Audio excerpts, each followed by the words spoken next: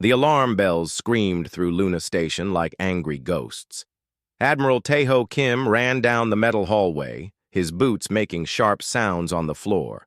His gray uniform was wrinkled from sleeping in his office chair again. Dark circles under.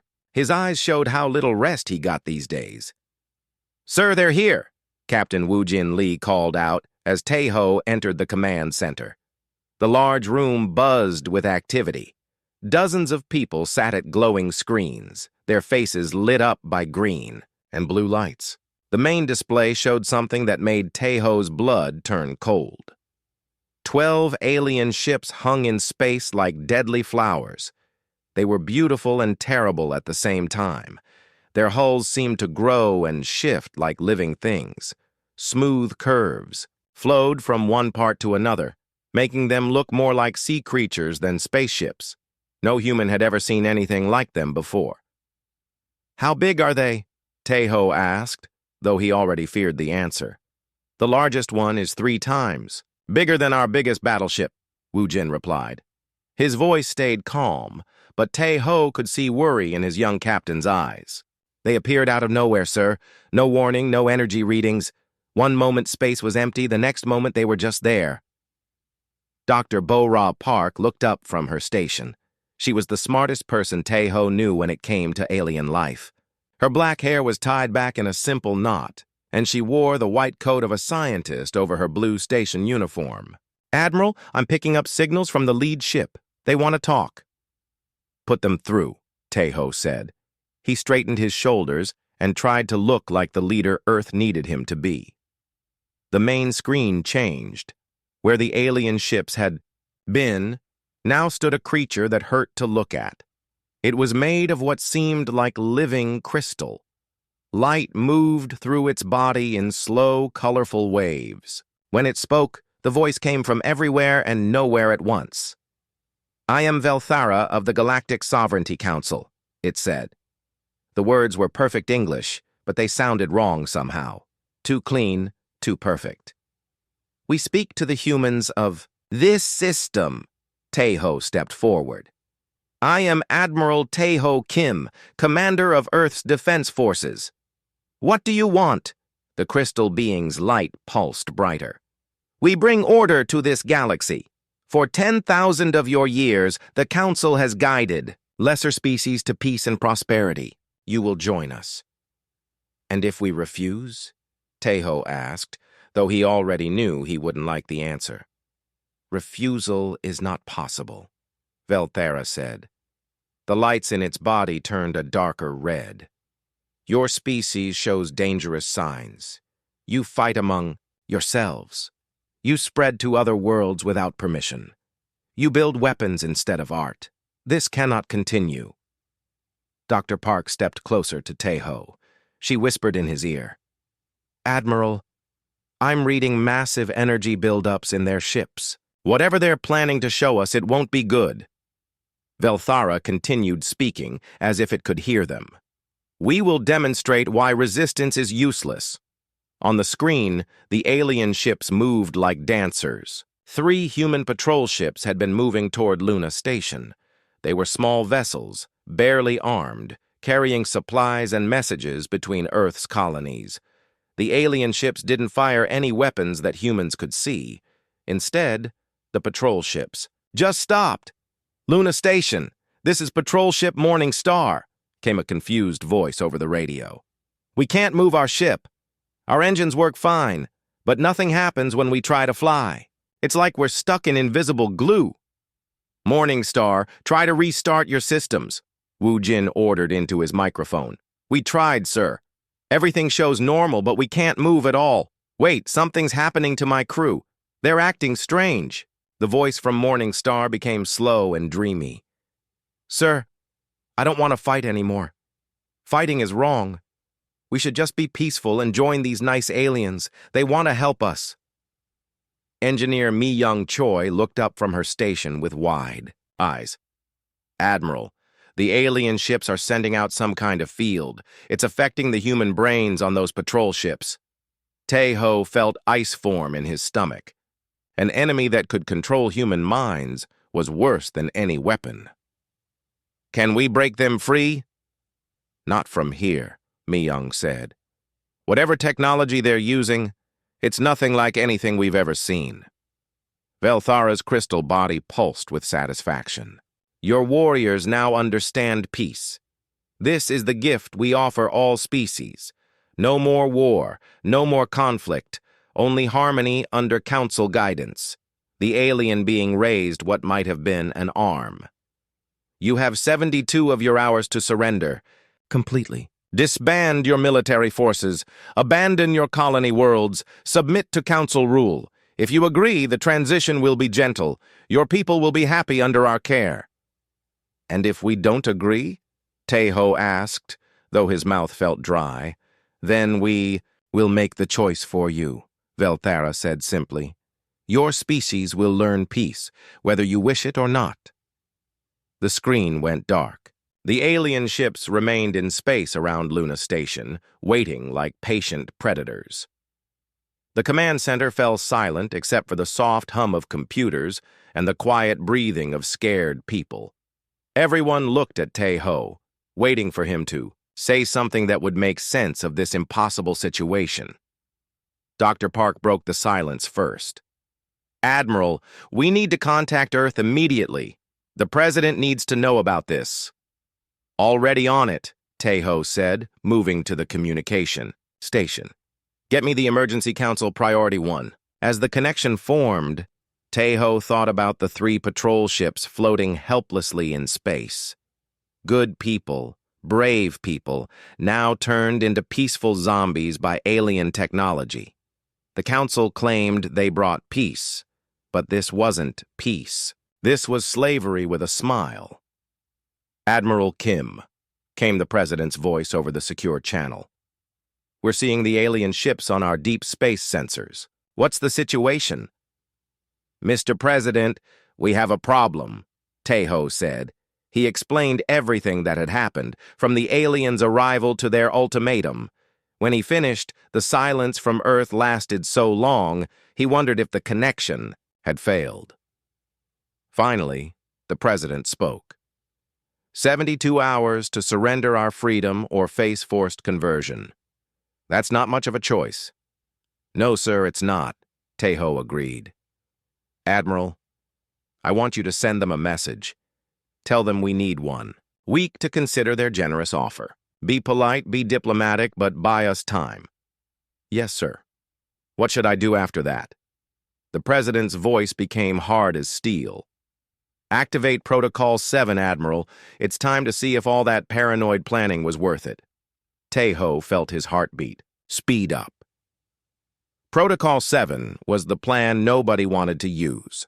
The one most people thought was just an expensive backup that would never be needed. Now it might be humanity's only hope. Understood, Mr. President. Protocol 7 is now active. As the communication ended, Taeho looked around the command center at his people. They were scared, but they were also angry. Humans didn't like being told what to do, especially by crystal aliens who wanted to turn them into happy slaves. Mi-young, he called to the engineer. Start sending coded messages to all our hidden facilities. Use the old mining survey codes. Yes, sir, she replied, her fingers already dancing over her keyboard. Taeho looked back at the main screen showing the alien ships. They thought they were dealing with a primitive species that would roll over and surrender when faced with superior technology. They were about to learn that humans were full of surprises. The countdown to humanity's answer had begun. The Council fleet moved through space like hungry sharks, confident and deadly. 15 alien ships now surrounded Luna Station, waiting for humanity's final surrender. Velthara had called for additional vessels after Earth's colonies reported technical difficulties in dismantling their defenses. Admiral Taeho Kim stood in his command center, watching the alien ships on his main screen.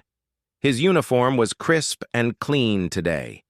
He had shaved carefully and combed his hair. If today was the day humanity died, he wanted to look good doing it. All stations report ready, sir, Captain Woo-Jin Lee said quietly. His voice was calm, but his hands shook slightly as he held his tablet. Good, Taeho replied. He pressed a button on his command chair. This is Admiral Kim to all human forces. Today we find out what we're really made of. Make your ancestors proud. Throughout the solar system, hidden voices answered back. Ready, sir? Standing by. Let's show them what humans can do. Dr. Bo-Ra Park sat across from Velthara in the diplomatic meeting room. The crystal alien seemed more excited than usual, its inner lights pulsing faster. In 1 hour, the final integration will begin, Velthara announced. Your leaders will be brought aboard our ships for neural adjustment. After that, your species will know perfect peace. That sounds wonderful. Bo-Ra lied smoothly. Hidden in her jacket pocket, her hand held a small device that Dr. Jamin O had built. One press of the button would send a signal throughout the solar system. On Earth, engineer Mi-Young Choi watched her screens from inside the mountain facility. Hundreds of weapons that didn't officially exist were now online and ready. The alien technology they had studied and copied hummed with dangerous energy. Ma'am, one of her assistants called out. The orbital platforms are asking for final confirmation. Mi-Young looked at the weapons she had helped create. Human engineering mixed with alien technology in ways that probably shouldn't work, but somehow did. Tell them they're cleared for surprise party protocol. In the asteroid belt, Commander Junho Yoon floated inside his hidden base, watching as the Council ships moved into position around Earth and Luna. The aliens had no idea they were flying. Through the middle of humanity's largest weapon. All asteroid positions, this is Control, he spoke into his microphone. The guests are arriving for the party. Remember, we only get one chance to make a good impression. 47 asteroids throughout the belt acknowledged his message.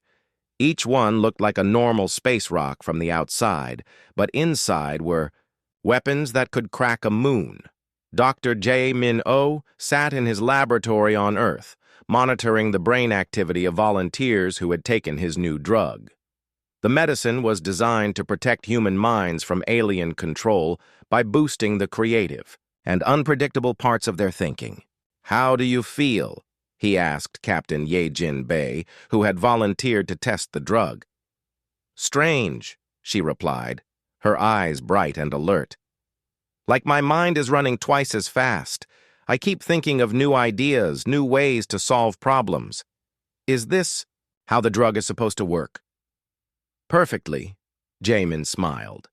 The aliens' mind control weapon targets' predictable thought patterns. We're making your brain too chaotic for them to map. High above Earth, what looked like destroyed orbital defense. Platforms suddenly came alive.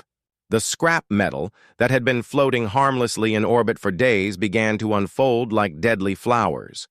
Hidden weapons emerged from fake debris. Missile bays opened where there should have been empty space. The Council ships noticed the activity, but too late. Attention alien vessels. Admiral Taeho Kim's voice broadcast on all frequencies. You asked to see what humanity is capable of. We're happy to show you. The first surprise came from Luna Station itself. What the aliens thought was a simple space station suddenly bristled with weapons. Laser cannons emerged from fake solar panels. Missile launchers rose from what had appeared to be communication dishes. Velthara's crystal form flickered with confusion on the diplomatic screen. This is impossible. Your weapons were dismantled. We observed the process. Bo-Ra Park smiled for the first time in days. You observed what we wanted you to see. She pressed the button in her pocket. Across the solar system, humanity's real defenses revealed themselves. The orbital platforms around Earth weren't destroyed. They were disguised. The weapons that had been dismantled on Mars weren't gone. They were upgraded. The asteroid belt didn't just contain rocks. It contained the largest ambush in galactic history. Captain Woo-Jin Lee's stealth ship, the Silent Thunder, decloaked directly behind the Council flagship. The vessel had been hiding there for 2 days, invisible to alien sensors waiting for this moment. Flagship, this is the Silent Thunder, Woo-Jin announced calmly. We have our main guns aimed at your reactor core. Surrender now, or learn why. Humans are good at surprises. But the Council ships didn't surrender. Instead, they tried to use their neural pacification weapons on the humans attacking them. The weapons failed completely. Every human soldier and pilot had taken Dr. O's drug. Their minds were too chaotic, too unpredictable for the alien mind control to work. Instead of becoming peaceful, the humans became more creative, more dangerous. Captain Yejin Bei piloted her experimental fighter through the Council formation like a dancer on fire. Her ship moved in patterns that made no tactical sense, but somehow avoided every alien weapon. The drug in her system made her think in ways that confused both enemies and friends. "I'm going to ram that big one," she announced over the radio. "Negative? That's suicide," Commander Junho Yoon replied from his asteroid base. "No. Watch this," Yejin laughed. Her fighter accelerated toward a Council cruiser, then at the last second, spun sideways and fired all her missiles into the alien. Ship's blind spot. The Council ships tried to use their superior technology to win, but human tactics made no sense. Admiral Sujin Kang's hidden task force appeared from behind Jupiter's moons, not where any logical commander would place them. The human ships were smaller and less advanced, but they fought like wild animals instead of trained soldiers. One Council ship tried to retreat but flew directly into an asteroid that suddenly revealed itself to be a weapon platform. The alien vessel exploded in a brilliant flash of light. Another Council cruiser attempted to use its biomechanical healing abilities to repair battle damage, but Mi Young Choi's upgraded missiles were designed to disrupt biological systems. The alien ship began to dissolve itself from the inside. The battle lasted only 17 minutes. When it ended, 3 Council ships were disabled and drifting in space. 2 more were captured intact by human boarding parties. The rest had fled. To the edge of the solar system, their crystal hulls scarred and their confidence shattered. Not a single human ship was destroyed. Velthara's image flickered on screens throughout the human fleet. The alien's lights had turned dark red, and its crystal form seemed smaller somehow. "This is impossible," it repeated. "You are a primitive species. Your weapons are inferior. Your tactics make no logical sense." Admiral Tae-ho Kim appeared on the communication channel, his uniform still perfect despite the battle. "That's your problem right there. You were expecting logic." He gestured to the disabled Council ships floating around Luna Station. "You can pick up your survivors at the edge of our system. And Velthara? Next time you want to enslave somebody, pick on someone your own size." The alien's form flickered once more, then disappeared from the screen. As the human fleet regrouped, around their victories, Dr. Bo-Ra Park walked onto the command deck of Luna Station. She looked tired but satisfied. "Admiral," she said, "I've been analyzing the captured Council technology. These ships aren't just weapons. They're libraries. We just captured thousands of years of alien science." Tae-ho nodded, but his expression remained serious. "This was just the first battle, Doctor. The Council has 12 member species and thousands of ships. They'll be back. Let them come," Captain Woo Jin Lee said with a grin. "We'll show them some more human surprises." Throughout the solar system, human forces began the work of studying their prizes and preparing for the next fight. The Council had expected easy victory over a primitive species. Instead, they had awakened something they didn't understand and couldn't control: human determination mixed with human creativity. The galaxy was about to learn that humanity's greatest weapon wasn't their technology, it was their refusal to give up. 3 weeks after humanity's first victory, the sky above Earth filled with alien ships. Not 15 this time, but 300. The Council had called upon all 12 of their member species, bringing together the largest war fleet in galactic history. General Haiwan Jung stood in the new command center built inside Mount Fuji, watching the massive alien armada on her screens. Ships of every shape and size filled the space around Earth's solar system. Some looked like metal spears, Others like floating cities, and a few resembled giant sea creatures made of crystal and light. They're really angry this time, Captain. Wu Jinli observed, standing beside her. His stealth ship had just returned from a scouting mission near the alien fleet. Good, General Young replied calmly. Angry enemies make more mistakes. The Council had spent 3 weeks gathering forces from across their empire. They brought warriors who had conquered 100 worlds, weapons that could crack planets, and battle computers that had never lost a fight. They were certain that overwhelming force would crush the primitive humans who had embarrassed them. They were about to learn their second lesson about humanity. Dr. Sungmin Ro worked frantically in his laboratory on Mars, putting the finishing touches on humanity's most secret weapon. Not a gun or a missile, but something far more dangerous to logical minds. Organized chaos. Are you sure this will work? Asked Commander In-Ho Seo, watching the scientist adjust a machine that looked like a cross between a computer and a music box. The Council species all think the same way, Dr. Ro explained, his hands dancing over the complex controls. They use logic, patterns, and predictable strategies. This machine creates battle plans that are completely random, but somehow still effective. It's like jazz music, but for war. The machine hummed with strange energy. Inside its quantum processors, human creativity had been turned into mathematics. The device could generate battle plans that made no sense but worked anyway, confusing enemies who expected logical military thinking. On the hidden shipyards of Europa, Jupiter's ice-covered moon, Admiral Sujin Kang watched the final preparations of humanity's secret fleet. The moon's surface looked peaceful and empty, but underneath the ice lay construction facilities that had been working non-stop since the first Council ships arrived. "How many do we have ready?" she asked her chief engineer. 87 ships of various sizes, came the reply. They're not as big as the alien vessels, but they're fast, smart, and very, very angry. The human ships were built using captured Council technology mixed with Earth engineering. They couldn't match alien firepower ship for ship, but they didn't need to. They were designed to fight like a pack of wolves against a herd of cattle. In the asteroid belt, Commander Junho Yoon had turned his entire sector into a weapon.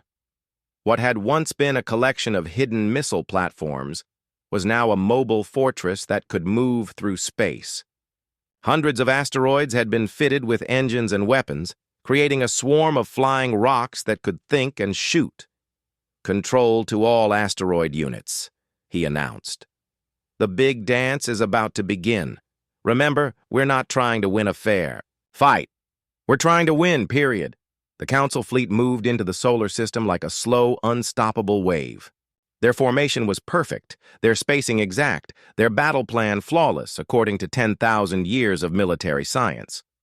General Jung watched them come and smiled. "Dr. Ro, activate the chaos engine." The quantum computer began generating battle orders that hurt to think about. Human forces throughout the solar system received instructions that seemed insane. Attack when outnumbered, retreat when winning, split up when they should group together, and group together when they should split up. The first engagement began near Neptune. A small human patrol group encountered the alien advance fleet. Instead of running or calling for help, they did something that confused every Council commander watching. They split up and attacked from 6 different directions at once. The alien ships, programmed to respond to logical tactics, couldn't decide which threat to target first. While they hesitated, the human ships struck like lightning, disabled 2 enemy vessels, and disappeared before the Council could organize a counterattack. "Impossible," muttered Vel Thara from the bridge of the Council flagship. "Their tactics make no strategic sense." "Maybe that's the point," suggested another Council member, a creature that looked like a walking tree made of metal. "Perhaps chaos itself is their strategy." Near Jupiter, Admiral Kang's hidden fleet revealed itself in the worst possible place and the best possible time. The Council had expected attacks to come from Earth's direction. Instead, the human ships appeared from behind Jupiter's Great Red Spot, a location that should have been impossible to hide in. The human vessels moved like a school of fish, each ship seemingly independent, but somehow coordinated. They swarmed through the Council formation, firing at anything that looked important, then vanishing into the gas giant's swirling atmosphere. Council Admiral Zethkol, commanding from a ship the size of a small city, tried to organize his forces. All units, form Defensive Pattern 7. Concentrate fire on the human command ship. Which one is the command ship? Asked his tactical officer. Zethkol studied the battle display with growing frustration.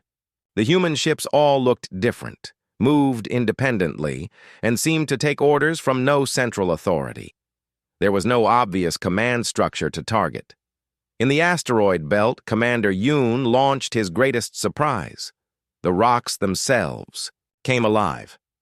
Hundreds of asteroids that had been floating peacefully for millions of years suddenly sprouted engines and weapons. They moved in patterns that violated every law of space combat, crashing into Council ships like guided meteors while somehow avoiding hitting each other.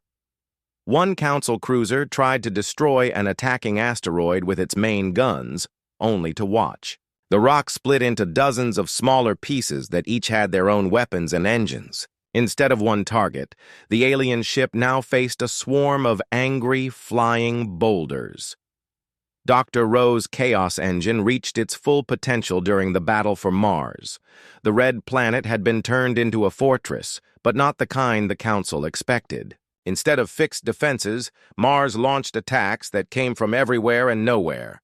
Weapons emerged from the planet's surface at random intervals, fired a few shots, then disappeared underground. Ships launched from hidden bases, attacked the nearest enemy, then landed in completely different locations.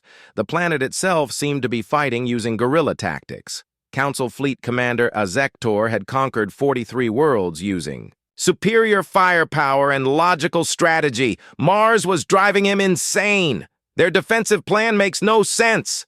He roared at his staff. They have no central command, no consistent tactics, no apparent strategy at all. Sir, his intelligence officer reported nervously, our battle computers cannot predict their next move because their moves are mathematically random. Random? How can random be effective? Before anyone could answer, a human fighter squadron appeared from behind Mars's moon Phobos, destroyed 3 Council ships with impossible precision, and disappeared into an asteroid field that hadn't been there an hour ago. The battle for the solar system lasted 6 hours. When it ended, the Council had lost over 100 ships, and their remaining forces were scattered and confused. Human casualties were lighter, but more importantly, human morale was soaring. The captured Council prisoners were brought to interrogation centers throughout the system. Dr. Chan-Woo Kim, Earth's best expert on alien psychology, interviewed them. With growing amazement, they really don't understand what happened, he reported to General Young. Their species evolved past random behavior millions of years ago. To them, unpredictability is a sign of mental illness. What about cooperation? Young asked. Can they work with chaos? That's the interesting part, Dr. Kim replied. Some of, them are fascinated by our tactics. They want to learn how we think. I think we might have allies among the prisoners. General Young looked out at the damaged but victorious human fleet regrouping around Earth. The Council still had thousands of ships, but they had lost something more important than vessels, their confidence. Send a message to the Council leadership, she ordered. Tell them we're willing to negotiate. What terms should I offer? Young smiled grimly. Simple. They leave us alone, and we'll teach them how to fight wars they can actually win. Throughout human space, repair crews worked on damaged ships, while engineers studied captured alien technology. The galaxy's most powerful military alliance had just learned that sometimes the best strategy was no strategy at all. Humanity had. Won again, not through superior technology or numbers, but through the one thing the Council couldn't understand or copy, the beautiful madness of human creativity in battle. 6 months after the Great Battle, Ambassador Dong-hyun Park walked through the corridors of the Council's main station. The massive space structure floated in neutral territory between Earth and the Council's home systems. It was the first time in galactic history that the Council had agreed to meet another species as equals. The station itself told the story of how much had changed. Half of it was built in the Council's traditional style, smooth flowing curves that looked grown rather than constructed. The other half showed human engineering, sharp angles, practical designs, and materials that were built to last rather than to look pretty. "Ambassador Park," called out a familiar voice. Velthara approached, its crystal form now showing patterns of gold mixed with the usual blue and green lights. The gold, Dong-hyun had learned, was a sign of respect among the crystal beings. "Velthara," Dong-hyun replied with a slight bow. Over the past months, he had grown to understand the alien representative better. Velthara was not evil, just limited by thinking that had worked for thousands of years but failed completely against humans. "The final session begins in 1 hour," Velthara said. "Are your people ready to sign the new Galactic Accord?" "We are," Dong-hyun answered. "Though I suspect many of your council members still don't understand what they're agreeing to." Velthara's lights pulsed, with what humans had learned was amusement. "Understanding humans has become a popular study among our young people. Your organized chaos is being taught in our military academies. In Earth's solar system, Admiral Su-Young Lim commanded humanity's first interstellar exploration fleet. 20 ships of mixed human and alien technology prepared to leave the solar system, not as conquerors but as protectors of freedom. "Final systems check," she announced from the bridge of her flagship, the New Horizon. The ship was a perfect example of the new cooperation. Human creativity mixed with council engineering, creating something neither species could have built alone. Dr. Chan-Woo Kim, now head of the Interspecies Psychology Institute, walked among the council prisoners who had chosen to stay and work with humans rather than return to their home worlds. Many of them were younger members of their species, fascinated by the human way of thinking. "Dr. Kim," called out Kethmore, a tree-like being who had been a council tactical officer. "I've been studying the battle records from the Mars engagement. How did your commander Yoon know that random asteroid movements would confuse our targeting systems?" "He didn't know," Dr. Kim replied with a smile. "That's the point. He tried something that seemed impossible and discovered it worked." Kethmore's metallic branches rustled with confusion. "But without certainty, how do you make decisions?" "We guess, and then we adapt when we're wrong," Dr. Kim explained. "Your people spend so much time calculating the perfect solution that you never try. The imperfect solutions that might actually work." Back on the council station, the final negotiation session began. Representatives from all 12 council species sat around a circular table, with human delegates filling the remaining seats. The room itself was designed to show the new balance. No one species sat higher than the others. "The new Galactic Accord is ready for signing," announced Zethvar, the council's senior representative. The ancient being looked like a cross between a jellyfish and a tree, floating in a tank of glowing liquid. "This document changes everything we thought we knew about galactic governance."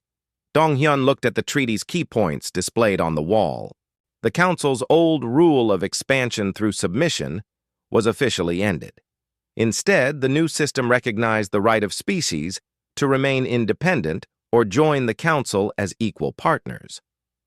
"The most important change," he said to the assembly, "is that military force can no longer be used to bring peace to unwilling species. The council will defend members who ask for help, but will not force help on those who don't want it." Several council members still looked uncomfortable with this idea. For thousands of years, they had believed that their way was the only way to achieve galactic peace. Humans had proven them wrong, but changing old thinking was hard. Dr. Sung Min Ro, now serving as Earth's science advisor, addressed the Assembly's concerns about chaos and unpredictability. Controlled chaos isn't the absence of order, he explained. It's a different kind of order, one that can adapt to new situations instead of breaking when things change. He activated a holographic display showing human and council ships working together. Look at our joint patrol fleets. Council ships provide stability and reliable systems. Human ships provide flexibility and creative solutions. Together, they're stronger than either could be alone. The signing ceremony was unlike anything in galactic history. Instead of one dominant species forcing terms on others, 12 different species and humanity signed as equals. Each representative added their mark to the treaty in their own way, some with energy patterns, others with chemical signatures, and humans with old-fashioned ink signatures. As the ceremony concluded, Velthara approached Donghyun one final time. "Your sister asked me to give you this," the crystal being said, extending a small device. It was a message from Dr. Bo-Ra Park, who now headed Earth's diplomatic corps. The message was simple. "The galaxy is bigger than we thought, big brother. There are hundreds of species out there who never joined the council because they were afraid of losing their independence. Now they want to meet the humans who stood up to the Galactic Empire and won." Donghyun smiled as he put the device away. The war with the council had ended, but humanity's real adventure in the galaxy was just beginning. On Earth, engineer Mi-Young Choi stood in her new laboratory, working alongside alien scientists who had volunteered to help humanity explore the stars. The technology they were developing together was beyond anything either species could have created alone. "The new drive system should be ready for testing next month," she told Admiral Lim over the communication link. "We can reach other star systems in weeks instead of years." "Excellent," Lim replied. "We've already received requests for help from 6 different species. Apparently, there are other empires out there that make the council look friendly." Mi-Young grinned. "Then they're going to hate meeting humans." Throughout the galaxy, word spread about the small blue planet whose people had faced down the mightiest empire in known space and won through sheer stubbornness and creativity. Some species saw humans as potential saviors, others as dangerous chaos bringers. All of them wanted to meet these strange beings who thought that random tactics and impossible plans were perfectly normal ways to fight wars. Commander Inho Seo, now in charge of training mixed human-alien military units, watched his students practice the new combat doctrines. Human officers taught aliens how to think creatively under pressure, while alien instructors showed humans how to use advanced technology effectively. "The key," he told his mixed class of humans and aliens, "is not to choose between order and chaos, but to use both when they're needed. Sometimes you need a careful plan, and sometimes you need to make things up as you go." A young council officer raised what might have been a hand. "But how do you know which approach to use?" Inho smiled. "You guess, and if you're wrong, you try something else. That's what makes us human." As the years passed, the galaxy slowly adapted to its new reality. The Council's rigid order gave way to a more flexible system where different species could find their own paths to peace and prosperity. Some joined the Reformed Council, others allied with humanity, and many chose to remain independent but friendly.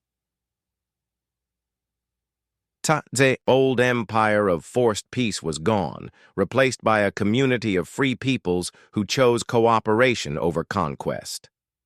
Admiral Su Young Lim's exploration fleets discovered new worlds and new species, always offering friendship and protection to those who wanted it, never forcing help on those who didn't. The human way of thinking, chaotic but adaptive, unpredictable but effective, spread throughout the galaxy. And in shipyards throughout human space, engineer Mi-Young Choi's teams continued building vessels that carried names in both human languages and alien scripts. Ships designed by multiple species, crewed by beings who had once been enemies, now working together to explore the infinite possibilities of the universe. The Council had claimed power over the galaxy. Earth's reply had not just shaken them, it had transformed the very meaning of what galactic civilization could become. Humanity had won more than a war. They had won the right for every species to choose their own path among the stars. The cold metal floor felt like ice against Daeho Kim's knees. His hands were locked behind his back with energy chains that burned his skin whenever he moved.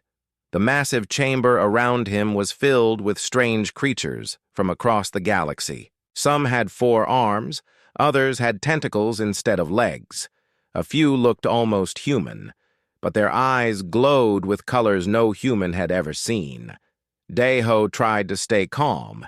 He had been Earth's ambassador for 3 years. He spoke 17 alien languages and had studied their cultures for decades, but none of that mattered now.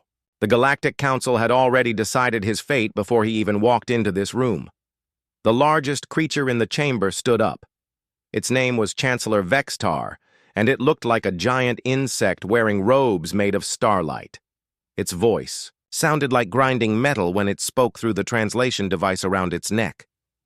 "Human," Vextar said, pointing one of its 4 clawed hands at Daeho. "You have been found guilty of crimes against the Galactic Order. Your species is a threat to peace and must be controlled." Daeho looked up at the alien leader. "What crimes?" "We only wanted to join your council as equals. We offered to share our knowledge and learn from yours." "That is exactly the problem," said another voice from across the room. This one came from Ambassador Ralthek of the Silver Collective.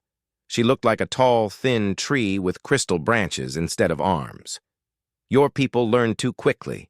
They adapt too fast. They ask too many questions. In 50 years you went from discovering fire to traveling between stars," added Admiral Kethmos of the Dominion Fleet. His blue skin was covered in scars from 100 battles. "Most species take thousands of years to do what you did in decades. That kind of growth is dangerous." Daeho felt anger rising in his chest, but he kept his voice steady. "So you want to kill me because my people are good learners? Because we work hard and never give up?" "You do not understand," Vextar said, stepping closer. "We have seen species like yours before. They start small and weak. They seem harmless. But then they grow strong very quickly. Before long, they want to rule everything. They start wars. They destroy planets. They never know when to stop." "We are not like that," Daeho said firmly. "Humans value peace. We came here to make friends, not enemies." "Words," spat General Zokmar of the War Clans. His species looked like walking tanks, made of living metal. "All young species say such things, but power changes everyone. Give humans another 100 years, and they will try to conquer us all." The chamber filled with angry voices from the 17 different species that made up the Galactic Council. They spoke in their own languages, but Daeho's translation implant let him understand every word. They were afraid. All of them. They had ruled the galaxy for thousands of years, and now they saw humans as a threat to their control. "Silence," Vextar commanded, and the room went quiet. "We have made our decision. Ambassador Daeho Kim of Earth will be executed as an example to his people.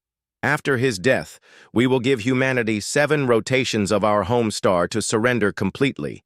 If they refuse, we will destroy their planet and every human in the galaxy." Daeho felt his heart stop for a moment. They were not just going to kill him. They were going to wipe out his entire species. 8 billion people would die because these aliens were afraid of what humans might become. "You cannot do this," he said, struggling against his chains. "We have done nothing wrong. We have hurt no one." "You exist," Vextar replied coldly. "That is enough." A platform rose from the floor in the center of the chamber. On top of it was a strange machine that looked like a giant crystal flower. Energy crackled between its petals. and Daeho could feel the heat from where he sat. Two guards grabbed his arms and lifted him to his feet. They were members of the Enforcement Corps, soldiers from a species that looked like walking sharks with 4 legs. They dragged him toward the platform without saying a word. As they forced him to walk, Daeho activated his neural implant with a thought. The tiny computer in his brain was connected to a quantum transmitter hidden in his tooth. The council had searched him for weapons and communication devices, but they did not know about human dental technology. He began composing his final message to Earth. His fingers moved in tiny patterns that the implant could detect, typing words directly into his mind. The message would travel faster than light back to his home planet, arriving just seconds after his death. Admiral Park, he typed mentally, addressing the head of Earth's Space Defense Forces. They mean to kill us all. Council fears human potential. They will attack in 7 days. Recommend Protocol 7. Tell my family I died proud to be human. Earth must survive. He added one more line, knowing that Admiral Park would understand its meaning. They fear what we might become. The guards pushed him onto the platform. The execution machine hummed louder as it charged with deadly energy. Around the chamber, the alien council members watched with cold satisfaction. They thought they were solving a problem before it could grow too big. Any final words, human? Vextar asked. Daeho looked around the chamber one last time. He saw creatures from 17 different worlds, all united in their fear of humanity. They had technology that could destroy stars and weapons that could crack planets in half. But they were still afraid of a single species from a small blue world at the edge of the galaxy. Yes, he said, standing as straight as he could with the chains still burning his wrists. You are making the biggest mistake in galactic history. Humans do not start fights, but we always finish them. Vextar's mandibles clicked together in what might have been laughter. Brave words from a member of a species that barely knows how to leave its own solar system. Your people have no weapons that can threaten us. They have no technology we have not seen before. They are primitives playing with toys they do not understand. We will see, Daeho said quietly. He sent the message just as the execution beam fired. The last thing he saw was a brilliant flash of white light. The last thing he felt was satisfaction that his people would be warned. The last thing he thought was a prayer that Admiral Park would know what to do with the information he had died to send. The chamber fell silent as Ambassador Daeho Kim's body turned to ash. The first human to set foot in the Galactic Councils. Halls was now dead, executed like a common criminal for the crime of representing a species that learned too quickly and adapted too well. None of the council members knew that in killing Earth's ambassador, they had just signed their own death warrant. They thought they were ending a threat before it could begin. Instead, they had just given humanity a reason to show the galaxy exactly what they were truly capable of when pushed too far. The message was already traveling through space, racing toward a small blue planet where 8 billion humans were about to learn that their peaceful approach to galactic relations had come to an end.